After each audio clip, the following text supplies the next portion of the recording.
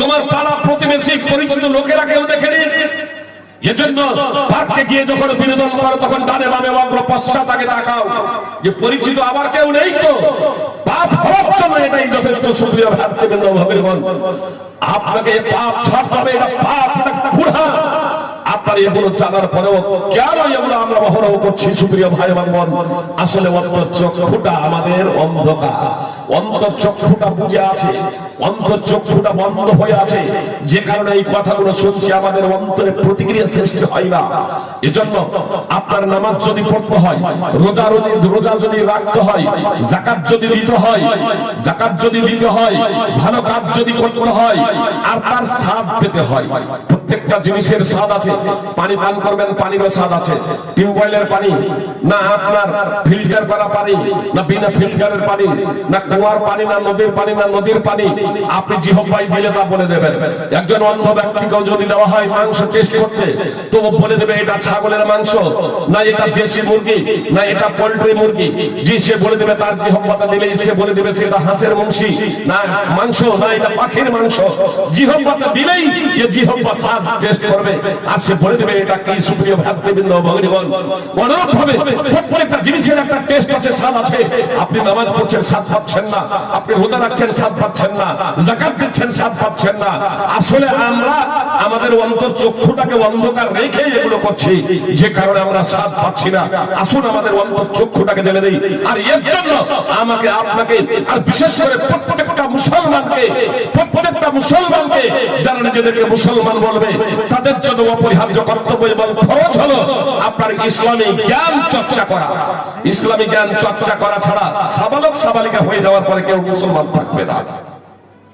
আপনাকে ইসলামী জ্ঞান চর্চা করতেই হবে, কোরআন আপনাকে অধ্যয়ন করতেই হবে। সুপ্রিয় ভাই বোন, আল্লাহ বলছেন ওয়াহাদা কিতাবুন আনসালনাহু মুবারাকুন ফাত্তাবিউহু ওয়াত্তাকু লাআল্লাকুম তুরহামুন। এই কিতাব, কোরআন প্রসঙ্গে আল্লাহ বলছেন এই কিতাব আমি অবতীর্ণ করেছি বরকতময়, তোমরা তার অনুসরণ করো এবং আল্লাহর ভয়ভীতি অর্জন করো, তাকওয়া অবলম্বন করো, পরহেজগার মুত্তাকি হয়ে যাও, যাতে তোমাদের প্রতি দয়া করা হয়। সূরা নাম 6 নম্বর সূরা 155 নম্বর আয়াত। সুপ্রিয় ভাই বোন, যারা আল্লাহর রহমত থেকে বঞ্চিত, যারা আল্লাহর দয়া থেকে বঞ্চিত, তাদের সংসারে আগুন জ্বলবে, এটা স্বাভাবিক। স্বামী স্ত্রীর মাঝে আপনার মহব্বত, প্রেম, প্রীতি, ভালোবাসা থাকবে না, ছেলে মেয়ে কথা শুনবে না। আজকে বৃদ্ধাশ্রম কেন তৈরি হচ্ছে? বৃদ্ধাশ্রমে পিতামাতাকে কেন পাঠানো হচ্ছে? আমি আপনাদের বলেছিলাম মানবতার মুখোশ পরে, সভ্যতার আড়ালে আপনার কচি কচি মেয়েদেরকে বলাৎকার করা হচ্ছে, ধর্ষণ করা হচ্ছে। জি, আপনার এই কোটিপতি এবং প্রভাবশালী ব্যক্তিরা এই সব অপরাধগুলো করে চলেছে। ফাইল যদি প্রকাশিত না হতো, এই সবগুলো বন্ধকারে থাকতো। এখনো সব ফাইল প্রকাশিত হয় নাই, আপনার ফাইল প্রকাশিত হলেই সেটা বুঝতে পারবেন। শুধু শিক্ষা অর্জন করলেই হবে না, শুধু শিক্ষিত হলেই হবে না। আপনাকে শিক্ষার সাথে আপনার মধ্যে যদি ওহীর জ্ঞান যদি না থাকে, এক কথায় আপনার অন্তরে যদি ওহীর জ্ঞান না থাকে, বিশ্ববিদ্যালয় প্রদত্ত জীবন ব্যবস্থা না থাকে, তাহলে আপনি মানুষ নামেরই যোগ্য নন। এটা আমি বলছি এমন না, কথা খুব মনোযোগ দিয়ে শুনবেন। আল্লাহ বলছেন ইন্না শাররাত দাওয়াব ইনদাল্লাহি আল্লাযীনা কাফারু ফাহুম লা ইউমিনুন। নিশ্চয় আল্লাহর নিকটে নিকৃষ্ট পশু হলো তারা যারা কুফরি করেছে, অতঃপর ঈমান আনে না। সূরা আনফাল ৮ নম্বর সূরা ৫৫ নম্বর আয়াত।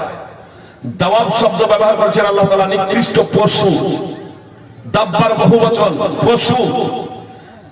আবিধানিক অর্থে যদিও মানুষ এবং পশু, গরু, ছাগল, ভেড়া, কুকুর সবেরই জন্য এগুলো ব্যবহার হয়। গরু, ছাগল, ভেড়া সবেরই জন্য এগুলো ব্যবহার হয়, কিন্তু প্রচলিত অর্থে বা ব্যাপক হারে এই শব্দটি আপনার পশুর জন্যই ব্যবহৃত হয়ে থাকে, মানুষের জন্য না। যেমন হাইওয়ান হচ্ছে আরবি শব্দ, যার জীবন আছে তাকে হাইওয়ান বলে আবিধানিক অর্থে, কিন্তু হাইওয়ান শব্দটি সাধারণত পশুর জন্য ব্যবহার হয়। এজন্য আমরা বলি জানোয়ার, জানদার, জানোয়ার, জানদার, যার জীবন আছে। এখন যদি মানুষকে কাউকে যদি বলি যে জানদার, জানোয়ার, তাহলে রাখবে না? কিন্তু ওর তো জীবন আছে, ও তো জান না, ও তো একটা জীব। তো আবিধানিক অর্থ থাকলেও পারিভাষিক অর্থে, প্রচলিত অর্থে, অন্য অর্থে ব্যবহৃত হয়। তো এই অর্থটা প্রচলিত অর্থে আপনার মানুষের জন্য সাধারণত ব্যবহার হয় না। আল্লাহ তাআলা এখানে শাররান নাস না বলে বলছেন শাররাত দাওয়াব, নিকৃষ্ট পশু।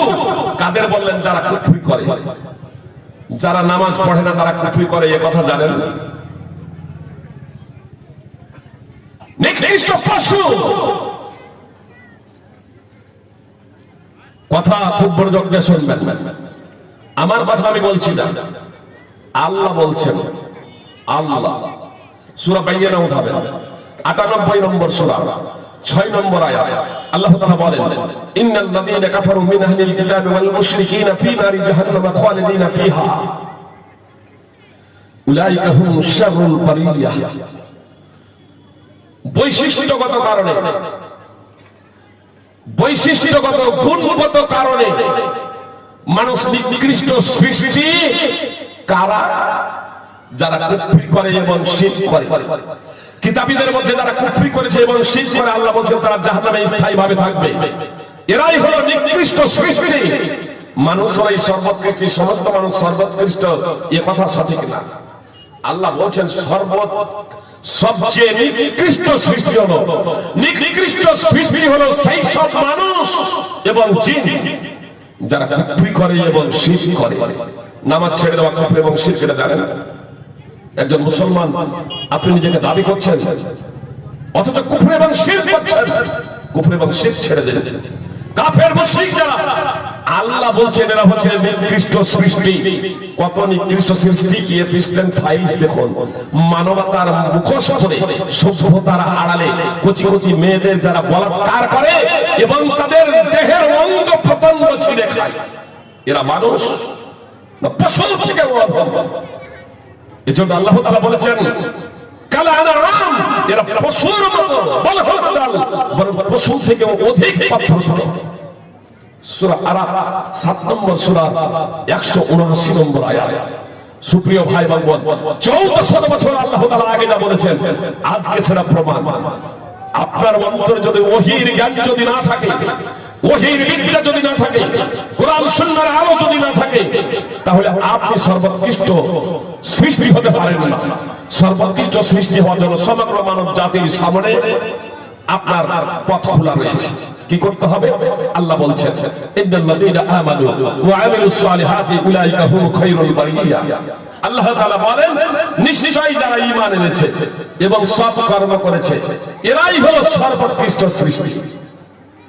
দুটো গুণ আপনাকে নিয়ে আসতে হবে, এক হচ্ছে ঈমান আর এক হচ্ছে সৎকর্ম। দুটারই ব্যাখ্যা বিশ্লেষণ দিলে অনেক সময়ের প্রয়োজন। সুপ্রিয় ভাতৃবৃন্দ, ভগিনীগণ, অনেক সময়ের প্রয়োজন। ব্যাখ্যা বিশ্লেষণে আজকে আমি যাচ্ছি না।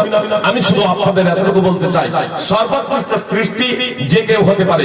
মুসলমান ঘরে তার জন্ম হোক আর অমুসলমান ঘরে জন্ম হোক, নাস্তিকের ঘরে জন্ম হোক, হিন্দুর ঘরে জন্ম হোক, খ্রিস্টানের ঘরে জন্ম হোক, বৌদ্ধের ঘরে জন্ম হোক, যে কোনো ঘরেই তার জন্ম হোক না কেন, জন্মসূত্রে আমরা সবাই সমান।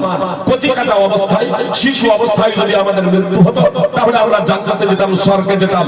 সহিহ বুখারী হাদিস নম্বর ৭০৪৭। কিন্তু সাবালক সাবালিকা হয়ে যাওয়ার পরে, বালেক বালিকা হয়ে যাওয়ার পরে কেউ যদি ঈমান আনয়ন না করে এবং সৎ কর্ম যদি না করে, তাহলে সে নিকৃষ্ট সৃষ্টি এবং তার জন্য রয়েছে নরক, তার জন্য রয়েছে জাহান্নাম।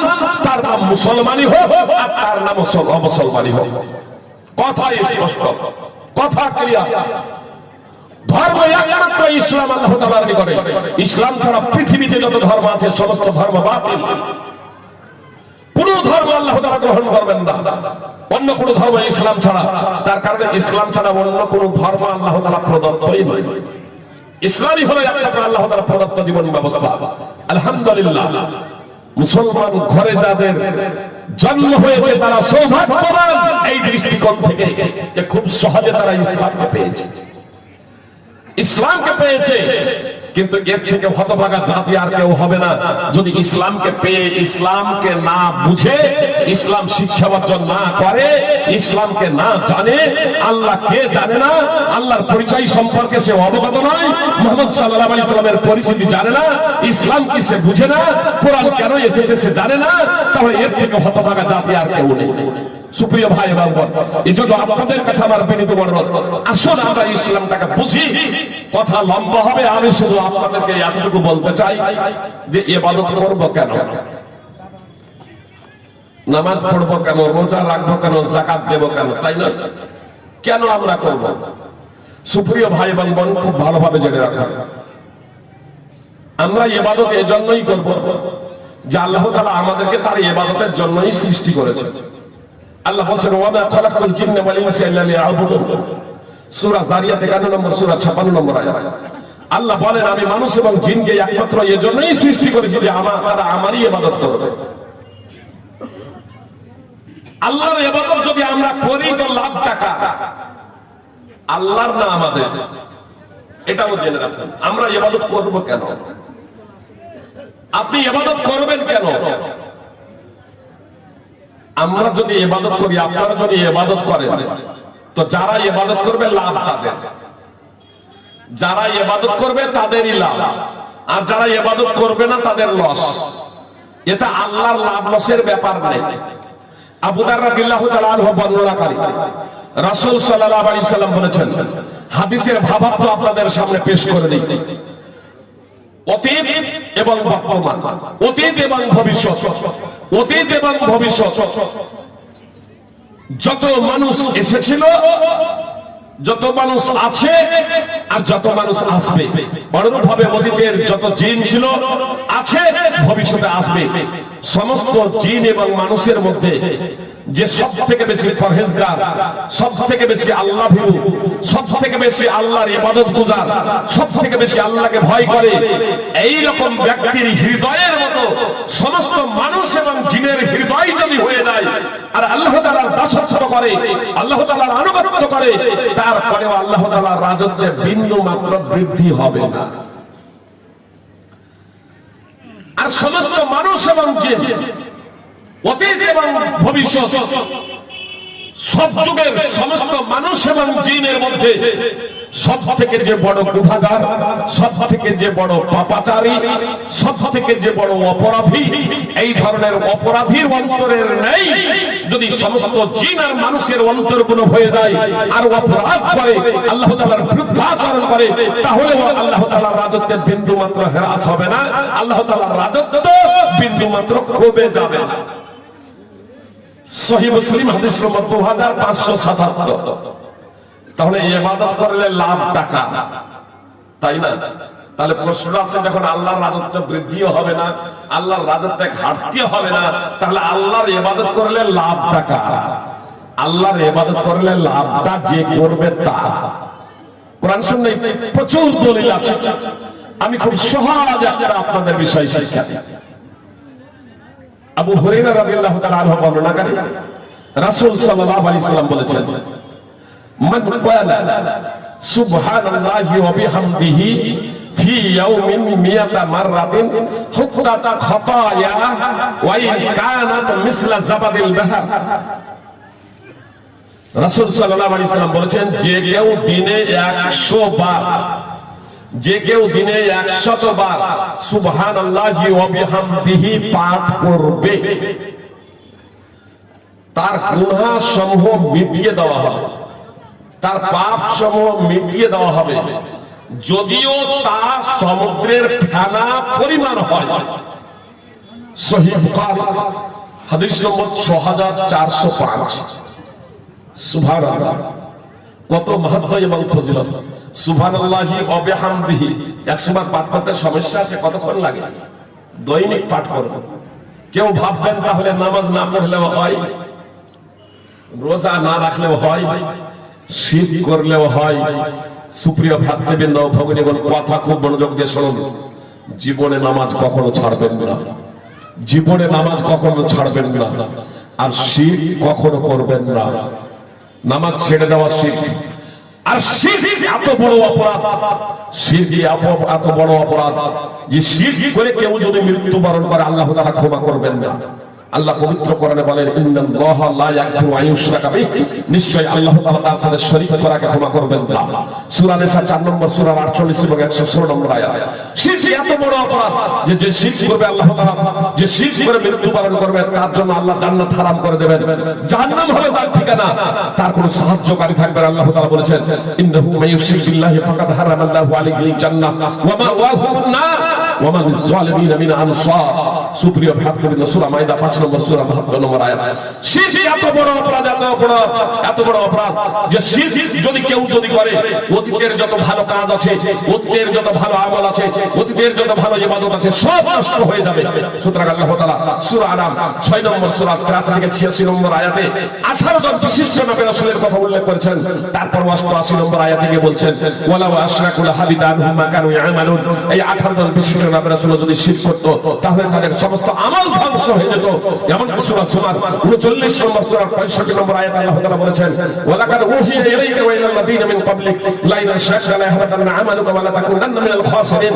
মুহাম্মদ সাল্লাল্লাহু আলাইহি ওয়াসাল্লাম তোমার প্রতি ওহী করা হয়েছে এবং তোমার পূর্বে যত নবী এসেছিলেন প্রত্যেককে এই বার্তা দেওয়া হয়েছিল, যদি তুমি শিরক করো তোমার আমল বিনষ্ট হয়ে যাবে এবং তুমি ক্ষতিগ্রস্তদের অন্তর্ভুক্ত হবে। সুপ্রিয় ভাই এবং বোন, শিরক এত বড় অপরাধ, এত বড় অপরাধ যে শিরকের অবস্থায় কেউ যদি মৃত্যুবরণ করে জাহান্নামে যেতে হবে। আজকের অনেক মুসলমান শিরক কি জানে না, তো কোরআন এবং হাদিস অধ্যয়ন না করলে সে বুঝবো কেমনে, যে সে বুঝবো কেমনে? আমি আপনাদের প্রশ্ন উত্তরে চলে আসবো, আপনাদের প্রশ্ন করার স্বাধীনতা দেবো। এখানে দুটো পয়েন্ট বলে তারপরে আপনার শিরক কি, শিরক কাকে বলে, শিরক কত প্রকার, এ যদি করতে হয় আমাদেরকে অধ্যয়ন করতে হবে। শিরক থেকে যদি বাঁচতে হয় তাহলে আমাদের অন্তর্চক্ষুটাকে খুলতে হবে। এজন্য আপনাদের কাছে অনুরোধ যে সামনে রমাদান আসছে, এই রমাদান মাস অনুশীলনের মাস। এই রমাদান মাসে বেশি বেশি করে কোরআন তেলাওয়াত করবেন। শুধু রিডিং পড়ে যাবেন এমনকি নয়, বঙ্গানুবাদ কোরআন, তাফসীর, ব্যাখ্যা, বিশ্লেষণ প্রত্যেকের বাড়িতে একখানা করে রাখবেন, প্রত্যেক মুসলমান। আর অ্যান্ড্রয়েড মোবাইল তো প্রত্যেকের বাড়িতে আজকে অ্যান্ড্রয়েড মোবাইলে অ্যাপসেও আপনি পেয়ে যাবেন পবিত্র কোরআন তাফসীর, আহসানুল বায়ান বা তাফসীরে জাকারিয়া, তাফসীর ইবনে কাসির, এগুলো আপনারা পেয়ে যাবেন। ফাতুল কাদির আপনারা পেয়ে যাবেন, এগুলো আপনারা অধ্যয়ন করবেন। একটা করে আয়াত হলো, ওই একদিনে আপনি একটা আয়াত অর্থ সহ অধ্যয়ন করবেন।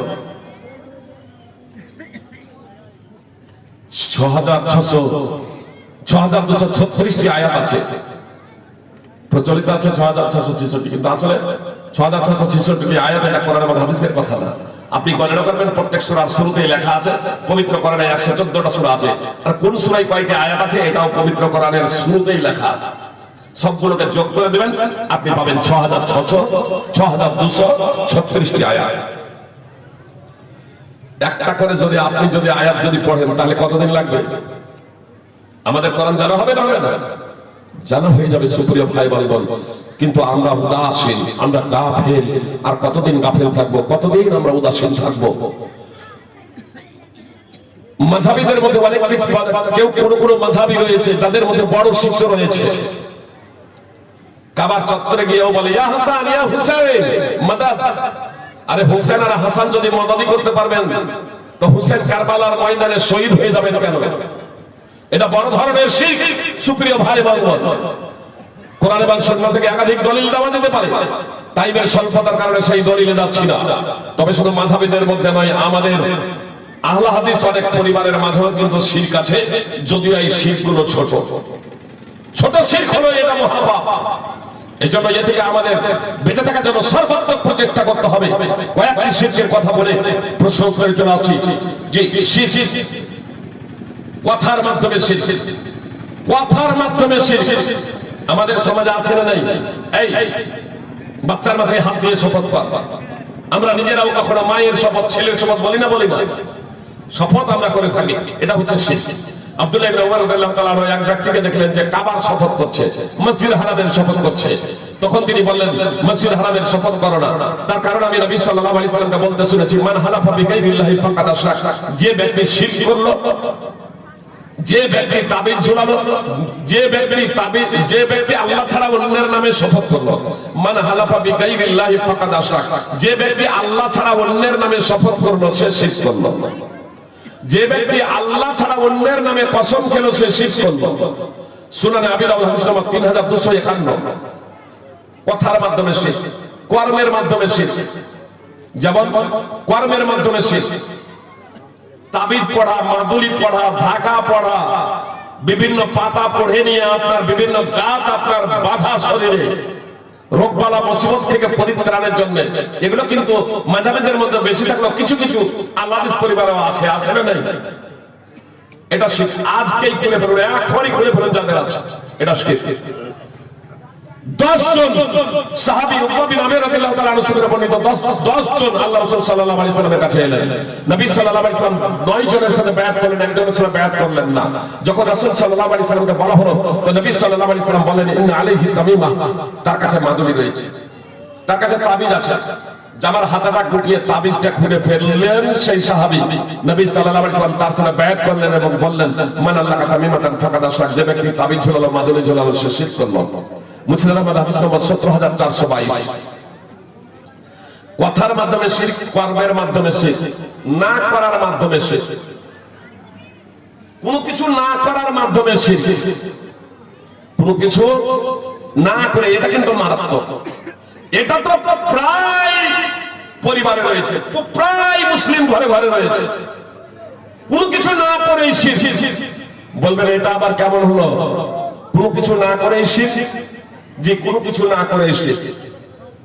আনাস রাদিয়াল্লাহু তাআলা আনহু বর্ণনাকারী, নবী সাল্লাল্লাহু আলাইহি ওয়াসাল্লাম বলেছেন, লাইসা বাইনাল আবদি ওয়াস শিরকি ইল্লা তারকুস সালাহ ফাইজা তারাকাহা ফাকাদ আশরাক। সুনান ইবনে মাজাহ হাদিস নম্বর 1080। আর সাওবান থেকে বর্ণিত আছে শারহ ওয়াসুল ইতিকাদ আহলে সুন্নাত ওয়াল জামাআহ হাদিস নম্বর 1521। বান্দার মাঝে এবং শিরকের মাঝে পার্থক্যকারী হলো নামাজ। যে ব্যক্তি নামাজ ছেড়ে দিল সে শিরক করলো। প্রত্যেক ঘরে ঘরে নেই, প্রায় প্রত্যেক ঘরে ঘরে আছে, যে নামাজ ছেড়ে দিল সে শিরক করলো। তো আপনার ঘরে যদি শিরক যদি থাকে তো আপনি আতঙ্কগ্রস্ত হবেন না? আজকে বিজেপির কিছু নেতা বলছেন না যে হিন্দুরা বিপদে আছে, হিন্দু ধর্ম বিপদে, হিন্দুরা বিপদে। যে রাষ্ট্রপতি হিন্দু, প্রধানমন্ত্রী হিন্দু, স্বরাষ্ট্রমন্ত্রী হিন্দু, বিদেশ মন্ত্রী হিন্দু, প্রতিরক্ষা মন্ত্রী হিন্দু, শিক্ষামন্ত্রী হিন্দু, আর তারপরেও আপনার বলছে যে হিন্দুরা বিপদে আছে। আল্লাহ 1400 বছর আগেই বলেছেন, সানুলকি ফি কুলুবিল্লাযিনা কাফারু রুবা বিমা লাম ইউশরিকু বিল্লাহি মা লাম ইউনাসসিল বিহি সুলতানা ওয়া মাওয়াহুমুন নার। আল্লাহ তাআলা স্পষ্টভাবে বলছেন সূরা আলে ইমরান 3 নম্বর সূরা 151 নম্বর আয়াতে, অচিরেই আমি কাফেরদের অন্তরে ভয় আতঙ্ক ঢেলে দেব, কাফেরদের অন্তরে ভয় আতঙ্ক ভরে দেব। এ কারণে যে তারা আল্লাহর সাথে অংশীদার সাব্যস্ত করেছে, আল্লাহর সাথে শরীক করেছে, সৃষ্টি করেছেন এক অদ্বিতীয় বিশ্ববিধাতা। আর আজকে পূজা করা হচ্ছে, উপাসনা করা হচ্ছে, পূজা করা হচ্ছে, ইবাদত করা হচ্ছে, উপাসনা করা হচ্ছে সৃষ্টি প্রতিমা, পাহাড় পর্বত চন্দ্র সূর্য ইত্যাদি। এটা হচ্ছে স্পষ্ট শিরক, আতঙ্ক ভরে দেব। তো এজন্য ওরা আতঙ্কগ্রস্ত, আর মুসলমান আপনারা আতঙ্কগ্রস্ত কেন? আপনার যে বাড়িতে শিরক আছে, এজন্য শিরক বর্জন করুন, শিরক বর্জন করুন। আপনার বাড়িতে বেনামাজি আছে আর আপনি নিশ্চিন্তে ঘুমাচ্ছেন, এর অর্থ হচ্ছে আপনার অন্তর্চক্ষু আসলে খোলা নেই। যদি অন্তর্চক্ষু খোলা থাকতো তাহলে আপনি নিশ্চিন্তে ঘুমাতে পারতেন না, নিশ্চিন্তে ঘুমাতে পারতেন না। সুপ্রিয় ভাই এবং বোন, টাইম যেহেতু আমার প্রায় শেষের দিকে, এজন্য আমি আর বক্তব্য রাখছি না। যদি আপনাদের প্রশ্ন থাকে তাহলে আপনারা প্রশ্ন করতে পারেন, তার কারণ আমি বলেছিলাম আমার বক্তব্যকে কেন্দ্র করে আপনারা প্রশ্ন করতে পারেন, এর স্বাধীনতা থাকবে। ওয়ালাইকুম আসসালাম।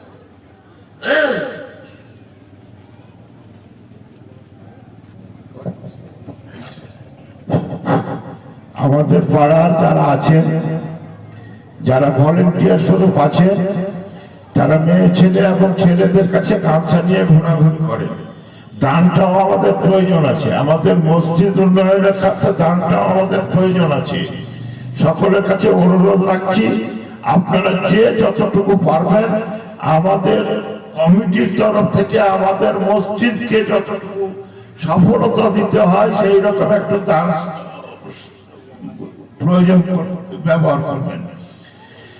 আমাদের যারা ভলেন্টিয়ার আছে তারা যেন গামছা নিয়ে প্রত্যেকটা জায়গায় ঘোরে এবং দানটা কালেকশন করে, এটুকু আমাদের ভলেন্টিয়ারদের বলছি।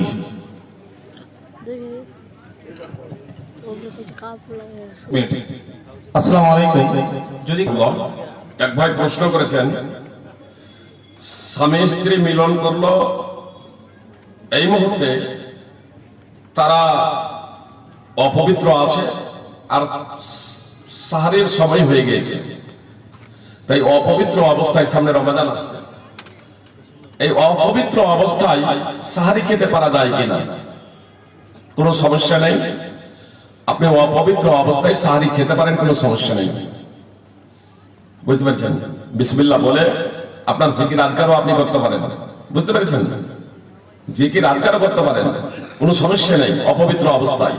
তবে আপনি সাহারি খেয়ে নেওয়ার পরে নামাজের জন্য আপনাকে গোসল করতে হবে। গোসল নামাজের জন্য তখন আপনাকে গোসল করতে হবে, গোসল ফরজ। হ্যাঁ, এবার কেউ যদি একেবারে খুব যদি অসুস্থ হন, কারো একবার অসুখ আছে, মানে অত্যন্ত ঠান্ডা, প্রচন্ড শীতের রাত, রোগ বেড়ে যাওয়ার যদি প্রবণতা যদি থাকে, খুব যদি শীত যদি হয় আর অসুখ বেড়ে যাওয়ার প্রবল সম্ভাবনা রয়েছে, তাহলে গরম পানি ব্যবহার করতে পারেন। সেটাও যদি সম্ভব যদি না হয়, তাহলে আপনার জন্য তখন গোসল ফরজ নয়। গোসল ফরজের ক্ষেত্রে একটা বিষয় অনেক মা বোনেরা প্রশ্ন করেন যে চুল খোলা কি অপরিহার্য? ফরজ গোসলের সময় মেয়েদের চুল খোলা কি অপরিহার্য? যে চুল খোলা অপরিহার্য নয়। যদি মাথায় যদি চুলের যদি লরি বেনি যদি বাঁধাও যদি থাকে, তাহলে খুলতে হবে, এটা কম্পালসারি নয়। বরং 3 অঞ্জলি 3 খাবল পানি নিয়ে মাথায় আপনার বহিয়ে দেবেন, দিয়ে তারপরে গোসল করবেন, এটা যথেষ্ট। দ্বিতীয় প্রশ্ন এতে করা হয়েছে যে নারীদেরকে কি তার স্বামীর পাঁজরের হাত থেকে সৃষ্টি করা হয়েছে? জি না, এই কথা সঠিক নয়। হাওয়া আলাইহিস সালামকে আদম আলাইহিস সালাম থেকে সৃষ্টি করা হয়েছে। সূরা নিসা এবং আরাফে এই কথা আল্লাহ তাআলা উল্লেখ করেছেন। ডাকলে নানি কি করছেন?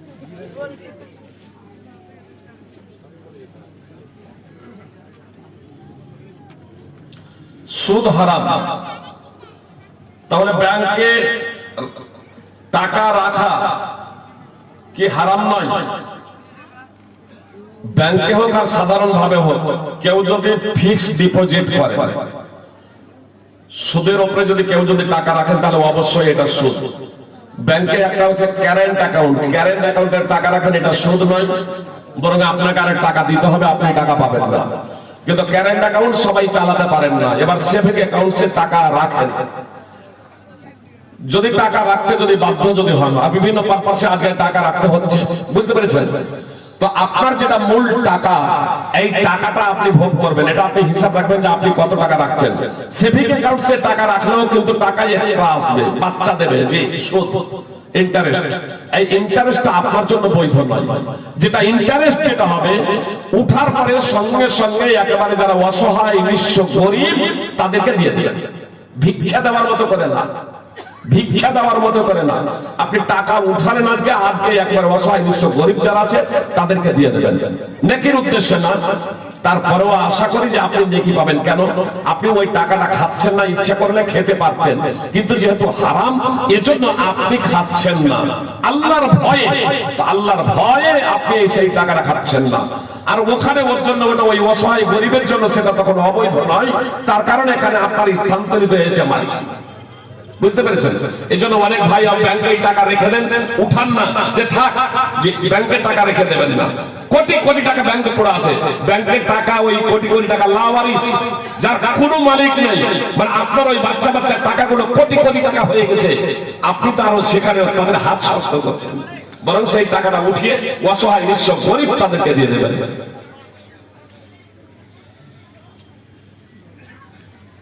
বিড়ি যে মহিলারা নামাজের শর্ত সমূহ যদি পাওয়া যায়, অবশ্যই নামাজ হবে, পুরুষ হোক আর মহিলা হোক। বুঝতে পেরেছেন? বিড়ি বাঁধা যেটা, বিড়ি মানে যেহেতু নেশা তাতে রয়েছে, বিড়ি সিগারেট জারদা খয়নি মদ, এগুলো হচ্ছে আপনার হারাম। হারামকে হারাম বলে বিশ্বাস করুন এবং সেগুলোকে ছেড়ে দেওয়ার সর্বাত্মক প্রচেষ্টা করুন। অনেকেই ভাবেন যে হয়তো বিড়ি না মানলে খাবো কি, এটা আপনার ভুল ধারণা, ইমানি দুর্বলতা। যেদিন মাতৃ জঠরে আপনি ছিলেন সেদিনই আল্লাহ তাআলা আপনার রিস্কের দায়িত্ব নিয়েছে, রিস্ক লিখে দিয়েছেন। সমস্ত জীবের রিস্কের দায়িত্ব আল্লাহ। আপনাকে পরিশ্রম করতে হবে, আপনাকে পরিশ্রম করতে হবে। আপনি সৎপন্থায় সঠিক পথে আপনি উপার্জন করুন, হারামকে হারাম বলে বিশ্বাস করুন। তারপরেও কেউ যদি হারাম উপার্জন করে তাহলে সে পাপী হবে। হারামকে হারাম বললো আর তারপরেও সে হারাম খেলো তাহলে সে পাপী হবে, কিন্তু তার জন্য ইবাদত কবুল হবে না, নামাজ কবুল হবে না, এ কথা বলা যাবে না। হ্যাঁ, সহিহ মুসলিমে হাদিস আছে, হাদিস নম্বর 1015। যখন একটা মানুষের পূর্ণ শরীরটাই হারাম দ্বারা লালিত পালিত হবে, তার লেবাস পোশাক, তার খাদ্য, তার পানীয়, তার মাংস, তার শরীর বিউটি হয়েছে হারাম দ্বারা সম্পূর্ণ, মানে এ টু জেড যখন তার হারাম দ্বারা লালিত পালিত, তখন তার ইবাদত কিভাবে কবুল হবে? মানে হাদিসে এসেছে সে দোয়া করছে ইয়া রাব্বি ইয়া রাব্বি বলে, হে আমার প্রতিপালক, হে আমার প্রতিপালক। মুহাম্মদ সাল্লাল্লাহু আলাইহি সাল্লাম বলছেন যে তার দোয়া কিভাবে কবুল হবে? তার তো সবই হারাম। কিন্তু যারা হালাল এবং হারামের সংমিশ্রণ আছে তাকে এই ক্যাটাগরিতে ফেলা যাবে না। অবশ্যই এটা অত্যন্ত হৃদয় বিদারক বিষয়। সুপ্রিয় ভাই বোন, আমরা প্রচেষ্টা করব সমস্ত হারাম কাজকে ছেড়ে দেওয়ার। ইনশাআল্লাহ তাতেই রয়েছে আমাদের জন্য মঙ্গল। প্রতিবেশীর সঙ্গে সম্পর্ক নেই, তার নামাজ হবে কি? সে কি জান্নাতে যাবে? সুপ্রিয় ভাই বোন, কথা খুব মনোযোগ দিয়ে শুনবেন। আবু হুরায়রা রাদিয়াল্লাহু তাআলা বর্ণনাকারী একজন পুরুষ, একটা লোক এসে বলল যে একটা মহিলা আছে, সে খুব নামাজ পড়ে, রোজাও রাখে বেশি বেশি, যাকাতও দেয়, দান খয়রাত করে অনেক, মানে ফরজ নামাজ তো পড়ে, সুন্নাত পড়ে, নফলও খুব পড়ে, ফরজ রোজা রাখে, রমজানের নফল রোজাও খুব রাখে, যাকাতও দেয়, সাধারণভাবে দান খয়রাতও খুব রাখে। গায়রা আন্নাহা তুজি জিরানাহা বিলিসানিহা, কিন্তু